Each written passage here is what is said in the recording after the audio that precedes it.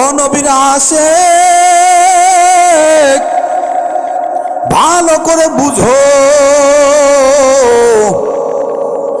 মক্কা মদিনার কত দাম, মদিনা শরীফের কত দাম। বলে যে মদিনা শরীফের মধ্যে জান্নাতের বাগান আছে। সুবহানাল্লাহ। কি আছে? মদিনা শরীফের মধ্যে জান্নাতের বাগান আছে। কেমন জান্নাতের বাগান? বলে যে রসুলের যে ঘর ছিল আর মিম্বর ছিল, ওই ঘর আর মিম্বরের মধ্যবর্তী জায়গাটা হলো জান্নাতের বাগান। আর রসুলের যে মিম্বর, ওই মিম্বরটা হইল হাউজে কাউসারের উপর অবস্থিত। হাউজে কাউসারের উপর কি রসুলের মিম্বর অবস্থিত।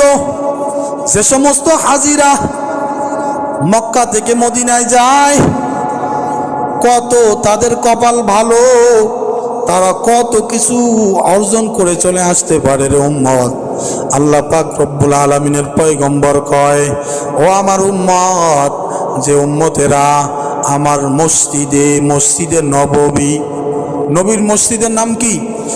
মসজিদে নববীতে যে বান্দা এক রাকাত নামাজ আদায় করবে, 1000 মতন্তরে 50,000 রাকাত নামাজ পড়লে যে সওয়াব, ওই সওয়াব আল্লাহ আমলনামার মধ্যে দিয়া দিবে।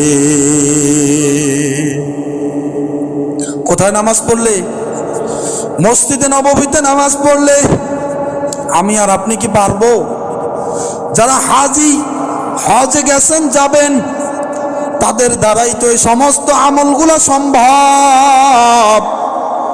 পয়গম্বর হাদিসের মধ্যে বলেন যে বান্দা হজে আসার পরে আমি রসুলকে সালাম জানাই, আমি রসুলের সাথে জিয়ারতে আসে, আমি রসুলকে দেখার জন্য আসে, মনে হয় সে যেন জীবন দশায় আমার সাথে সাক্ষাৎ করেছে।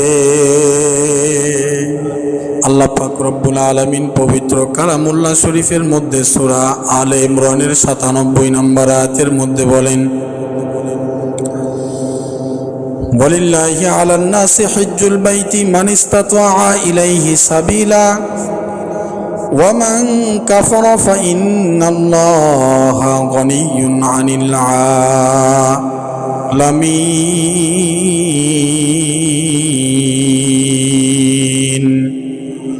ও দুনিয়ার মানুষরা, তোমরা ভালো করে শুনে নাও, আল্লাহ পাক রব্বুল আলামিন তোমাদের যাদের বাইতুল্লাহ পর্যন্ত পৌঁছানোর সামর্থ্য আছে, তোমাদের উপর আল্লাহ তাআলা তার বাইতুল্লাহর জিয়ারত একমাত্র তার উদ্দেশ্য করে বাইতুল্লাহর জিয়ারত তোমাদের উপর ফরজ করে দিয়েছেন। আর যদি তোমরা এটাকে প্রত্যাখ্যান করো, জেনে রাখো আল্লাহ পাক রব্বুল আলামিন কারো মুকাফেক্ষী নয়।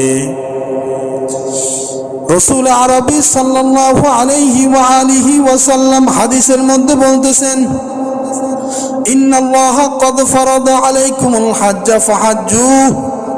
ও আমার উম্মত, আল্লাহ পাক রব্বুল আলামিন তোমাদের উপর হজকে ফরজ করেছেন, সুতরাং তোমরা হজ আদায় করে নাও।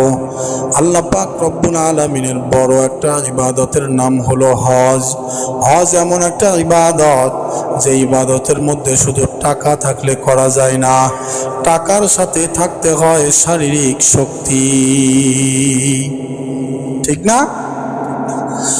নামাজের মধ্যে শুধু টাকা লাগে না, শারীরিক শক্তি হলেই নামাজ আদায় করা যায়। যাকাতের মধ্যে শারীরিক শক্তির প্রয়োজন নাই, টাকা থাকলে যাকাত আদায় করা যায়। রমজানুল মুবারকের মধ্যে এরকম ভাবে টাকার কোনো প্রয়োজন নাই, শারীরিক শক্তি থাকলে রমজানুল মুবারকের রোজা আদায় করা যায়। ও নবীর উম্মতের দল, ভালো করে শুনেন, হজ এমন একটা ইবাদত যে ইবাদতের মধ্যে টাকার গরম থাকলে হবে না। শরীর যদি অসুস্থ থাকে হজ আদায় করা যাবে না। শরীর সুস্থ আছে টাকা নেই হজ আদায় করা যাবে না। হজ এমন দামি একটা ইবাদতের নাম, যে ইবাদত করতে গেলে টাকারও প্রয়োজন আছে, আবার শারীরিক শক্তিরও দরকার আছে। এই জন্য হজ অনেক দামি একটা ইবাদত। কিছু শ্রেষ্ঠ আমল আছে, কিছু শ্রেষ্ঠ উপহার আছে, যেই উপহারগুলা হাজী সাহেব ছাড়া অন্য ব্যক্তি উপার্জন করতে পারে না। একমাত্র হাজী সাহেবরাই শুধু ওই সওয়াবগুলো উপার্জন করতে পারে, তাছাড়া আর কেউ উপার্জন করতে পারে না। এক নম্বরের ফজিলত, বাইতুল্লাহ শরীফের হারামাইন শরীফের মধ্যে নামাজ পড়লে 1 লক্ষ রাকাত, প্রতি রাকাতে 1 লক্ষ রাকাত নামাজের সওয়াব আমি আর আপনি পাবো না। যে ব্যক্তি হজ করেছে, যে ব্যক্তি হজ করবে, ওই ব্যক্তির দ্বারাই এই সওয়াব অর্জন সম্ভব, ঠিক না? আমি আর আপনি চাইলেও যেতে পারবো না। কোথায় সেই বাইতুল্লাহ?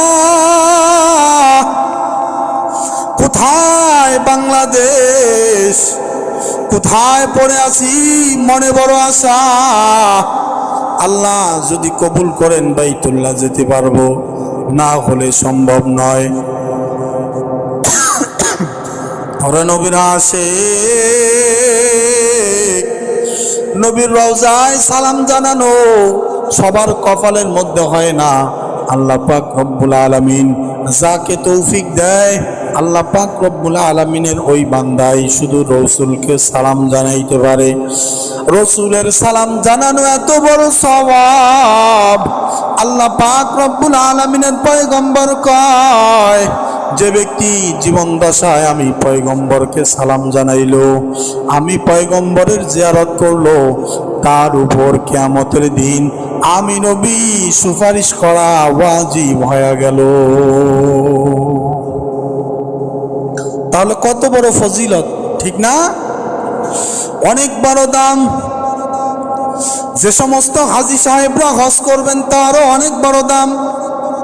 বলে কেমন দাম? আল্লাহ পাক রব্বুল আলামিনের পয়গম্বর হাদিসের মধ্যে বলেন, মান হাজ্জা লিল্লাহ ফালাম ইয়ারফাজ ওয়ালাম ইয়াফসুক রাজাআ কায়াউমিন ওয়ালাদাতহু উম্মু। যে আমার উম্মত আল্লাহ পাক রব্বুল আলামিনের সন্তুষ্টির জন্য হজ আদায় করলো, বাইতুল্লাহর জিয়ারত করলো, এরকম ভাবে হজের বিভিন্ন কায়কানুন আদায় করলো। হজ আদায় করার সময় স্ত্রীর সাথে মেলামেশা করলো না। হজ আদায়ের সময় এরকম ভাবে অন্য কোনো গুনার কাজ করলো না। আল্লাহ পাক রব্বুল আলামিন তাকে বাড়ি ফেরতে ভাবে পাঠাবেন, মনে হয় যেন সে মায়ের পেট থেকে আজকেই বাইর হইছে। অর্থাৎ তার আমল নামার মধ্যে কোনো গুনাহ বাকি থাকবে না। আল্লাহ পাক রব্বুল আলামিনের পয়গম্বর আরো অনেক মারাত্মক একটা হাদিস বলেছেন, অনেক ফজিলতপূর্ণ একটা হাদিস। বলে যে হজ এমন একটা ইবাদতের নাম, বান্দা তুমি যদি হালাল টাকায় হজ আদায় করতে পারো, সঠিকভাবে হজ আদায় করতে পারো, গুনাহমুক্তভাবে হজ আদায় করতে পারো, আর আল্লাহ পাক রব্বুল আলামিন যদি তোমার ওই হজটাকে কবুল করে নেয়, ওই হজের বদলা জান্নাত ছাড়া আর কিছু হবে না। আল্লাহর পয়গম্বর হাদিসের মধ্যে কয়, আল হাজ্জুল মাবরুরু লাইসা লাহু জাযাউন ইল্লাল জান্নাহ। কবুল হজের বদলা জান্নাত ছাড়া আর কিছু হতে পারে না। যে হজ আল্লাহ কবুল করেছেন, ওই কবুল হজের বদলা জান্নাত ছাড়া কি আর কি কিছু হতে পারে না। বান্দার হজ কবুল, বান্দা জান্নাতের মধ্যে যাবে। এরকম ভাবে আরো হাজিদের অনেক ফজিলত আছে। ও হাজি সাহেবরা, যারা হজ করতে পারছেন, আপনাদের কপাল কত বড় ভালো, আর যারা হজ করবেন তাদেরও কপাল কত বড় ভালো। আল্লাহ পাক রব্বুল আলামিনের পয়গম্বর কয়, ও আমার উম্মত, তোমরা একের পর এক হজ আর উমরা আদায় করতে থাকো, একের পর এক হজ আর উমরা আদায় করতে থাকো। কেননা হজ আর উমরা নিজের জিন্দিগির গুনাহগুলো মাফ করায়া দেয় এবং জিন্দিগি থেকে অভাব দূর করে দেয়। হজ আর উমরা পালন করলে কি হয়? জিন্দিগির অভাব দূর হয়ে যায়। জীবনে যত গুনাহ করেছি, আল্লাহ তাআলা হজ আর উমরার বিনিময়ে কি গুনাহগুলো মাফ করে দিবেন। সুবহানাল্লাহ। আল্লাহ আমাদের সবাইকে হজ আদায় করার তৌফিক দান করুক, বলে না আমি। হজের অনেক বড় ফজিলত, অনেক বড় ফজিলত, যে ফজিলত গুলা যারা হাজি না তারা কখনো অর্জন করতে পারবে না। একটু আগে যে ফজিলতটার কথা বললাম, বাইতুল্লাহ শরীফের এমন দাম, বাইতুল্লাহ শরীফের চতুর্দিকে যে জায়গাটা আছে হারামাইন শরীফ, এই জায়গাটার অনেক দাম। আল্লাহ পাক রব্বুল আলামিনের পয়গম্বর হাদিসের মধ্যে বলেন, যে হাজি সাহেব, যে বান্দা বাইতুল্লাহর মধ্যে গিয়া এক ওয়াক্ত নামাজ আদায় করবে, আল্লাহ পাক রব্বুল আলামিন তাকে 1,00,000 রাকাত নামাজ আদায়ের সওয়াব আমলনামায় দিবে। ও নবীর আশিক, ভালো করে বুঝো, মক্কা মদিনার কত দাম, মদিনা শরীফের কত দাম। বলে যে মদিনা শরীফের মধ্যে জান্নাতের বাগান আছে। সুবহানাল্লাহ। কি আছে?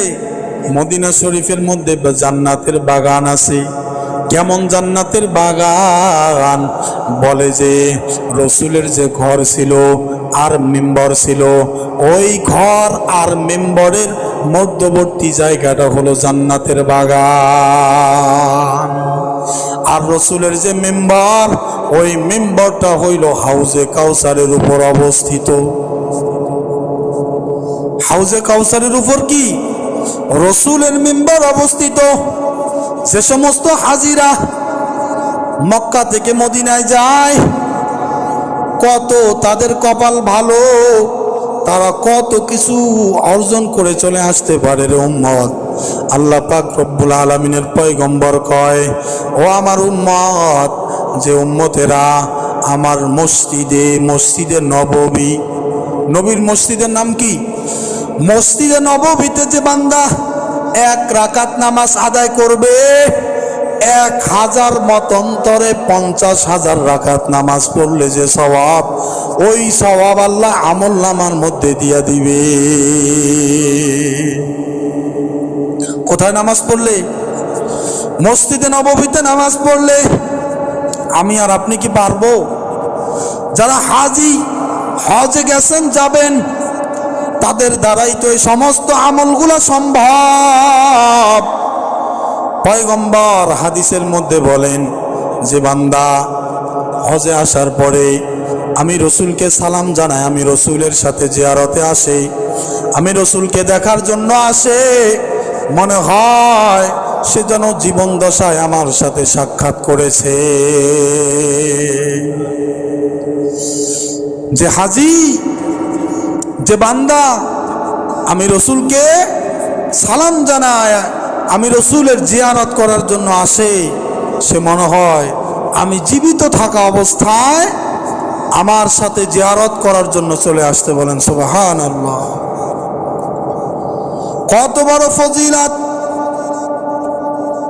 পয়গম্বর কয়, যে উম্মত আমি রসুলের সাথে সাক্ষাতের জন্য আসে, আমি রসুলকে সালাম জানাই, এরকম ভাবে কাল কিয়ামতের দিন তার উপর সুপারিশ করা আমি নবীর জন্য ওয়াজিব হয়ে যায়। তার জন্য কি হয়ে যায়? ওয়াজিব হয়ে যায়, সুপারিশ নবীকে করতেই হবে। আল্লাহ আপনি আমাকে সহ সবাইকে আপনার খানায় কাবা, রসুলের রওজা জিয়ারত করার তৌফিক দান করেন, বলেন আমিন।